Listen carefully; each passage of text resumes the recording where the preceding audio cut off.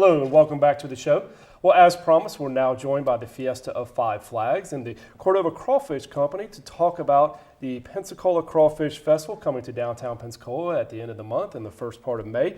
Joining me now to talk about that from Fiesta is Margaret-Anne Dyson and Drew Adams from the Cordova Crawfish Company. Thank you both so much for being my guest today. Thank you for having us. Thanks for having us. Absolutely.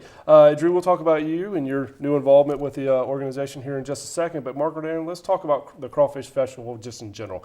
Give us the date, location, and all the pertinent information that everybody wants to hear. It's going to be Friday through Sunday, April 30th. 29th, 30th, and May 1st.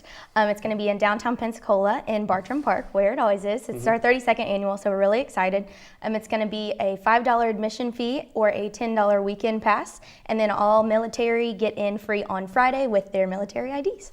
So we'll talk about the entertainment and all the things to do and things like that here in just a second. But if people come down there, what can they expect? I mean, obviously, crawfish, which we'll talk about in just a second. But what are some other things, food-wise and activities that people can expect? We have a lot of our old food vendors returning with us. We have a couple new ones. We're going to have some homemade popsicles. That's one of our newest vendors, as well as our lemonades and cotton candies and all the other seafood options like shrimps and crawfish and lobster and all sorts of stuff like that. And then we'll have our entertainment that we'll talk about later and the children's area. Okay, so the crawfish, it obviously is the highlight of the event, being the Crawfish Festival and the kind of kickoff to the summer festival season. And Drew, you guys are new to the Crawfish Festival this year, right? We are.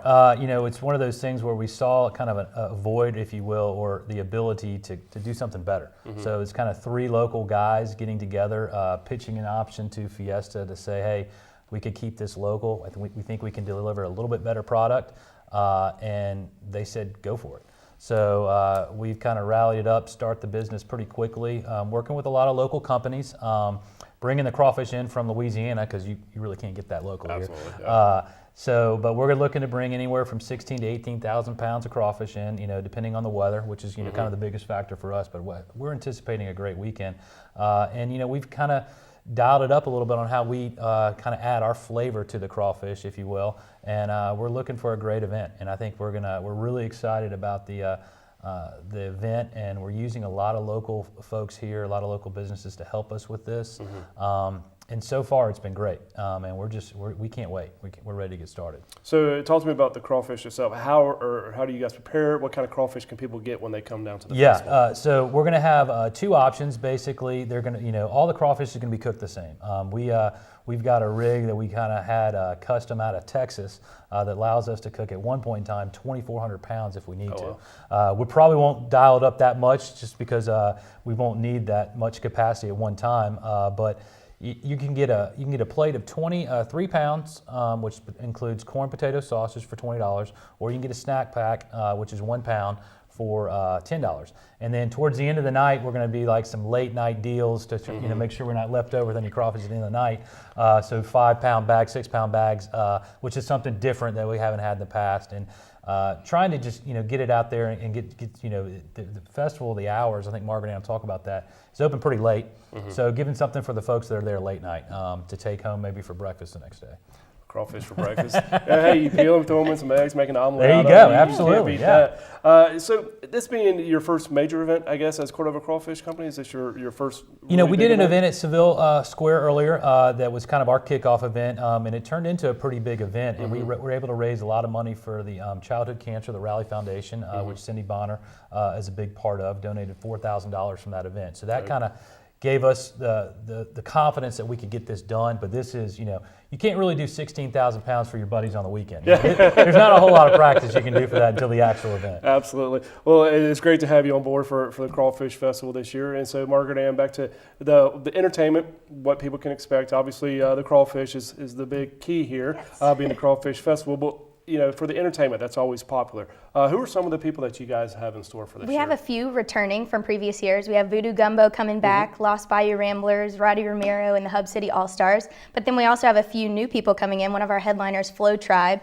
who has performed in Pensacola before at various events, so you might have heard of them. We also have the Pine Leaf Boys, Jacob Davis, and the Jamie McLean Band. So we'll have a full house with the entertainment, and we are actually getting St. Joseph's Gospel Choir from the local church on Saturday morning to get some Saturday morning gospel in there. Now, is the schedule on your website where people can Yes. go and see who's playing when? Yes, schedule's on there, fiesta5flags.org. If you have any other questions, give us a call, email us. So mom and dad are there eating their platter of crawfish, having a nice Bud Light.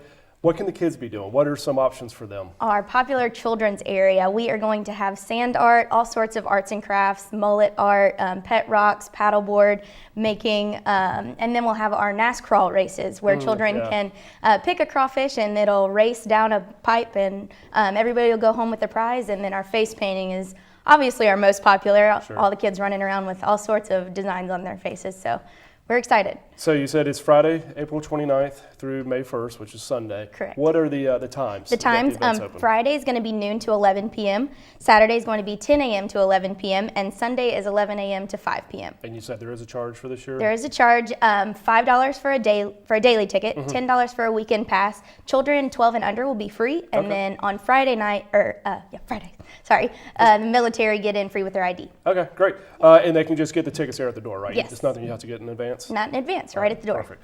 Well, Margaret-Anne, Drew, thank you both so much for being my guests today. I really appreciate you coming on, and I guess we'll see Fiesta again next month to talk about everything going on over the summer. As Yes, you we guys will. are always busy this time of year, but thank you for taking time out Thanks of your for day. having Yes, thank you. Thank you Absolutely. so much.